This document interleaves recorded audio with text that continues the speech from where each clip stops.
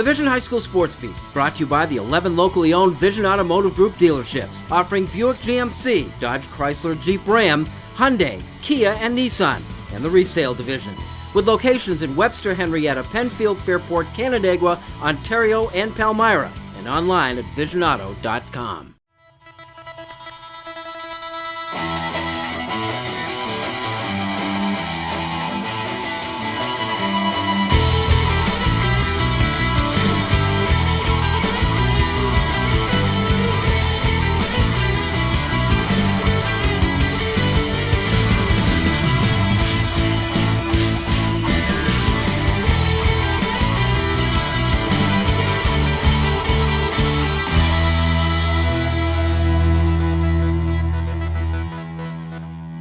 Hi everyone, and thanks for joining us. This is the Vision High School Sports Beat.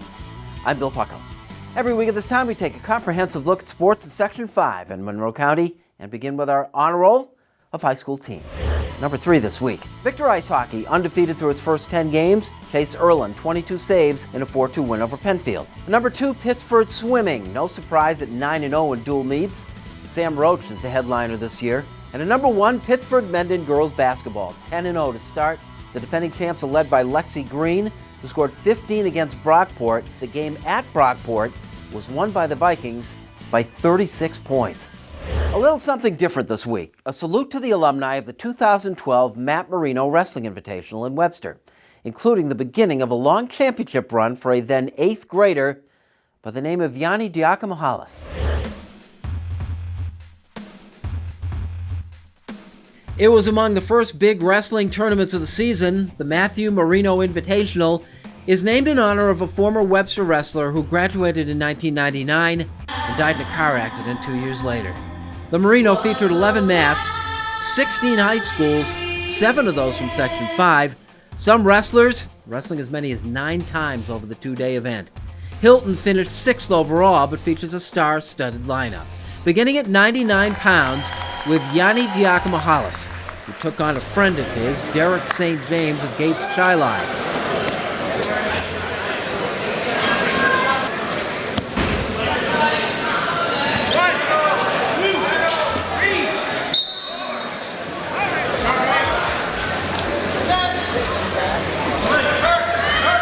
The 8th grade cadet scored a first period fall in the second shortest match of the day. Well, it's a nice way to start the season, a good win. He'll probably be one of the better kids in the section at my weight this year. And you absolutely think you're going to be, right? I hope so. I hope I'm going to be tough, and I hope I can go to states this year. Diakomihalis was the opening act for the Dupre brothers. 3 of them, with a 4th on the way. Sam is a 6th grader now. Next year, all 4 will wrestle together. Lou is the 8th grader, who wrestled his way into the finals at 120, losing a tight 4-2 decision to Garrett DeRoja of Mount Anthony, Vermont.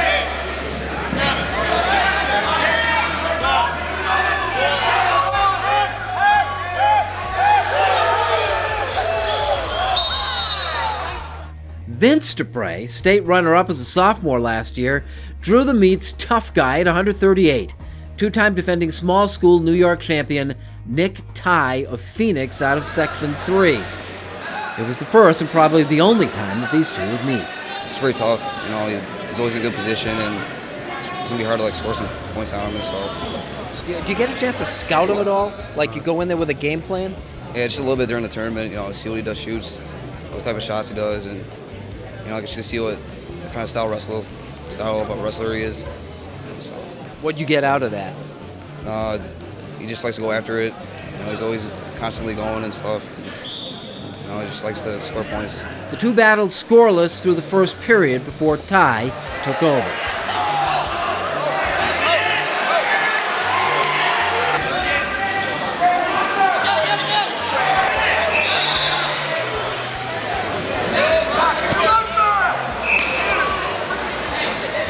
He was a real awkward kid to wrestle.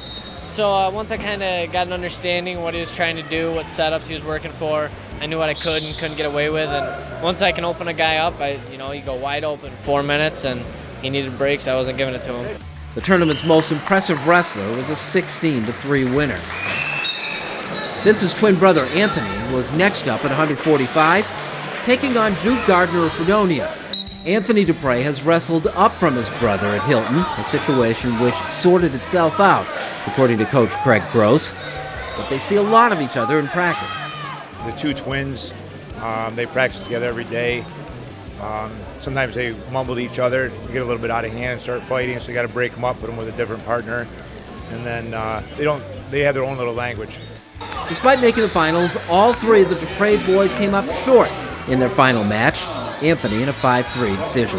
The celebrity match of the day was a third-place contest at 120 pounds between Chris Fantuzzo of Greece, representing the Soccer Sam and Salvatore's Pizza Chain clan, who claimed a 2-0 decision from freshman Alex Selvaggio, the son of the hosting team's coach, Webster's Dean Selvaggio. It's exciting, but I've been doing it since Pee Wee, and every level is different. You know, you make adjustments as you coach them, and kind of treat them like anybody else out there. And then when you go home, you maybe talk about it a little bit. Is there anything? I mean, there has to be something as special in that dynamic, though. There is, absolutely. You know, it's fun coaching your own kid. I've coached them in baseball, football, and wrestling. Wrestling's pretty intense, though, just because it's one-on-one. So, yeah, the emotions are high, and a lot of other coaches who've been there, you know, they come over and support you once in a while. Overall, Mount Anthony, busing in from Bennington, Vermont, claimed the team title. Fairport was the best of the local contingent, finishing 4th. The wrestling season accelerates from here. Still to come, the Spencerport Invitational and the Clayton Barnard in Hilton. Yianni Diakomihalis went on to win the first of his 4 straight state championships that year. An injury his senior year was all that stopped that from becoming 5. Yanni's career ended with a 210-match win streak intact. At Cornell now, Diakomihalis has been succeeded at Hilton by his brother Greg, a freshman and a state championship himself already. Anthony and Vincent Dupre are redshirt juniors at the University of Binghamton, where they have been joined by younger brother Lou, a freshman and a 3-time New York State champion. Sam Dupre is a junior at Hilton High School and just won his 2nd straight Monroe County championship. Coming up, the best of the bunch off the board, and next, Paul Gotham and PickandSplinters.com has our Dunkin' Donuts High School Notebook. When the Vision High School Sports Beat continues.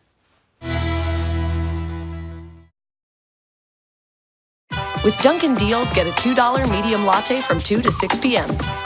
Looks like it's latte o'clock.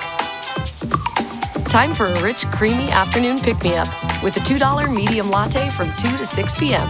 America runs on Dunkin'.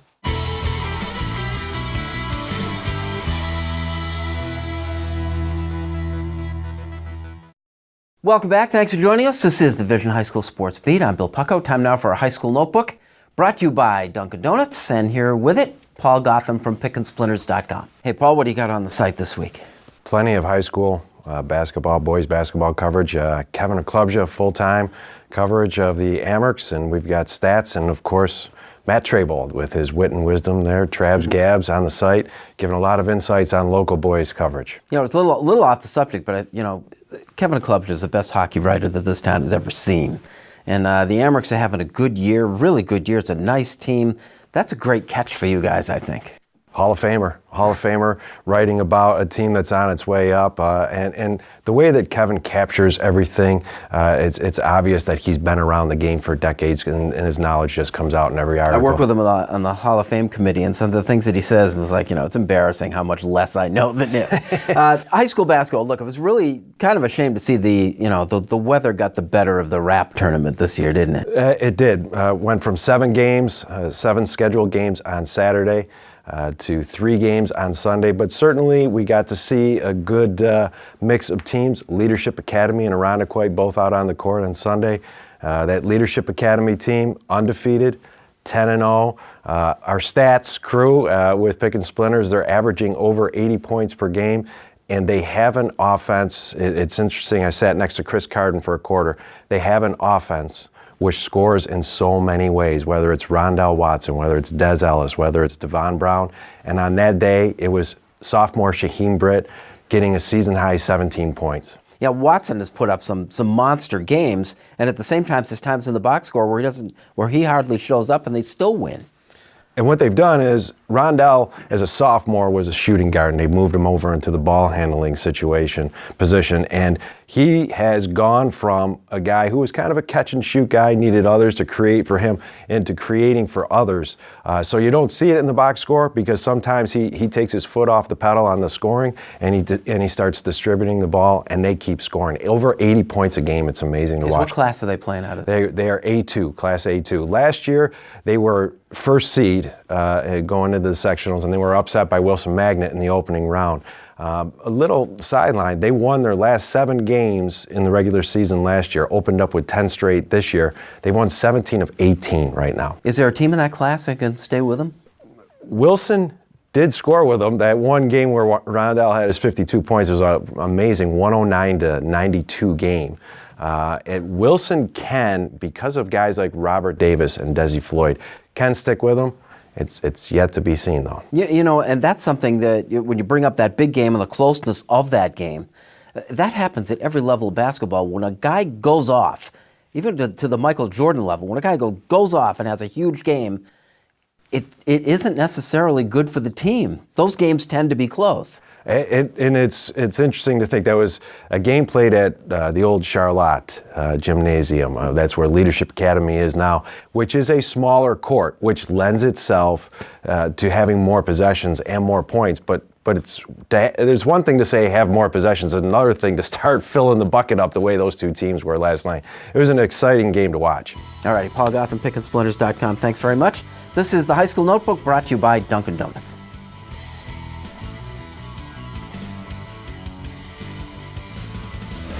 Coming up, we salute our Wegmans Make the Grade nominee with Kim, and later on, a uniquely skilled Corey Wirth when the Vision High School Sports Beat continues.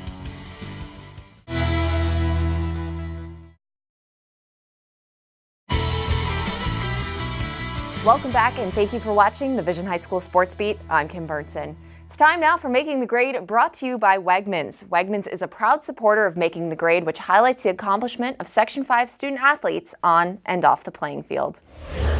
Making the Grade this week is Victor High School's Amanda Dake. Amanda is a 3-year varsity starter who helped lead the Blue Devils to 2 sectional championships and has proved herself as a leader in every way. She was named tournament MVP in the Class AA championship. On top of that, was voted All-Greater Rochester Player of the Year by the DNC. Aside from volleyball, Amanda is very disciplined in everything she takes on. She maintains an above 90 average in school and holds the title of treasurer for Victor's Outdoor Activity Club and is involved in the Student Environmental Awareness Club. Her love of travel and the outdoors has inspired her to continue her education next year, studying environmental science. Amanda received offers from multiple schools to play volleyball and has decided to attend the U.S. Coast Guard Academy to play Division III volleyball next fall. Nominated for her dedication to her sport and bettering the world around her, this week Amanda Dake is making the grade. If you have a student in mind for our Making the Grade segment, we want your nominations. You can send them in to info@classywolf.com. Now here's Bill with the Section 5 calendar. Here is the Section 5 calendar for the week ahead. On the ice, it's a big week for defending champion Pittsford. The Panthers with a game Tuesday against Penfield. Webster Ice Arena starting at 7. In boys basketball, Greece Athena at 9-1 tries to avenge that one defeat, hosting undefeated Pittsford Sutherland Friday at 6:45. On the girls' side, a real good one out in Canandaigua, where the once-beaten Braves host undefeated Pittsford Mendon Thursday, 7:15. A good dual wrestling meet on Thursday at 7 o'clock as Brockport hosts Spencerport. The event of the week is an indoor track. RIT hosts the Monroe County Championships Saturday beginning at 10 a.m. That's the Section 5 calendar for the week ahead. Coming up, the section's top diver is the best ever at HFL when the Vision High School Sports Beat continues.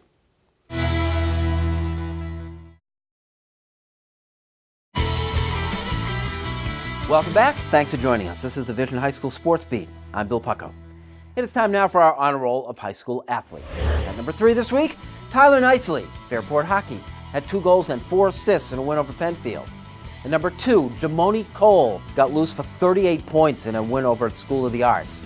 And at number 1, and scoring 40 in a double overtime win over Webster Schrader, was Hilton's Tajay Hill.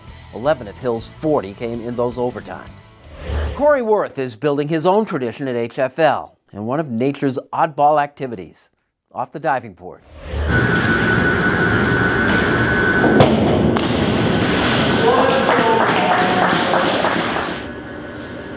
Divers are the punters of a swim team, separate but equal members who perform their own particular set of skills, often their own. And it's important to recognize the uniqueness of those skills.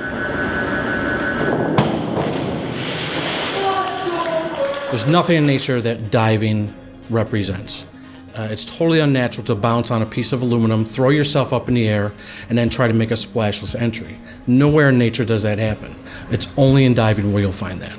That being said, if you're going to dive, you might as well be good. And Corey Wirth of HFL is the area's best of a pretty good lot. Section 5 owns 4 of the state's top 10 divers. Wirth is number 5. I was a swimmer at first, and I thought diving was ridiculous. And it was crazy. They just flopped themselves off the board. But then I was doing flips and stuff like that on my trampoline, and everyone was like, hey, you should dive. So here I am. That was in 8th grade. Okay. Yeah, that's usually, that's late to be starting to reach the heights that you've gotten to, don't you think? Yeah, it is. Most people start when they're a lot younger. They'll start maybe 5th grade. I'm diving with, I think, a 6th grader right now on my club team, and he's crazy. He's going to be really good when he's a senior. Wirth was second in the Class B sectionals last year, and a disappointing 31st at the state, where he admitted bombing a dive. This season, he has already broken the school diving record, previously held by Troy Birdsall and set 5 years ago. Last year, he was our only team member to qualify for the state championship meet. So he was kind of our elite representative, if you will. Beyond that, he's really the third diver in the history of HFL to qualify for state championships. So that's pretty prestigious. He's going for All-American this year, which is another notch in the belt for him.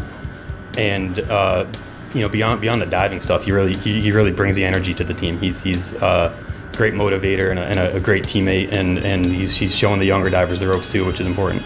I think all the training I've been doing.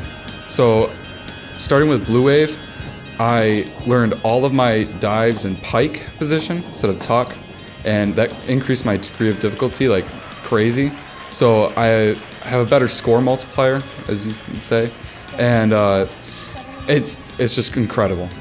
When did you decide to take this seriously? So I think halfway through my junior year, I got halfway through the season, I was like, I could be really good. This could be great. And then I put my head to it and then did it. Wirth's diving day begins early, oftentimes working out with the HFL cross-country ski team in the morning and continuing through practices with both the high school and the Blue Wave club team. He's the most accomplished member of the HFL swim team, which carries with it some responsibilities for leadership and can be challenging for the somewhat detached members of the diving team. You're right. I mean, sometimes divers are considered kind of one-dimensional contributors to a swim team. Corey's absolutely not that. Not only is he a diver, but he's one of our best sprinters. So you'll see him today in the 50-yard freestyle, and he's competitive in that event every time he swims it too. But to be clear, we only have like 13 people on the team, so I kind of have to. Following graduation from HFL and presumably armed with a Section 5 championship, Wirth will continue performing locally at SUNY Geneseo, applying his very particular set of skills.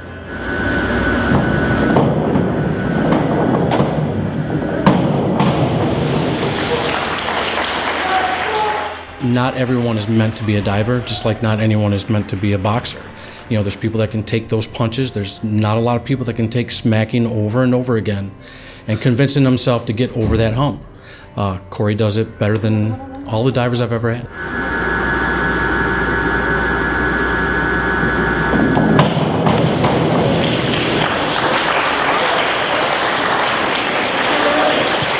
So the score is 7.5, 8.5. Eric's fourth dive would be a 203C. Wirth's Section 5 best and school record dive came December the 21st at Rush Henrietta, diving head-to-head with Cos Vincent of Rush Henrietta, the likely Class A diving champion. Wirth won by a mere 3.2 points, and what were the 2 best scores of the year posted in Section 5. We'd like to thank our sponsors, especially the 11 dealerships of the Vision Automotive Group. They make the Sports Beat possible, as do you. Thanks once again for watching. We'll see you next week with the Vision High School Sports Beat.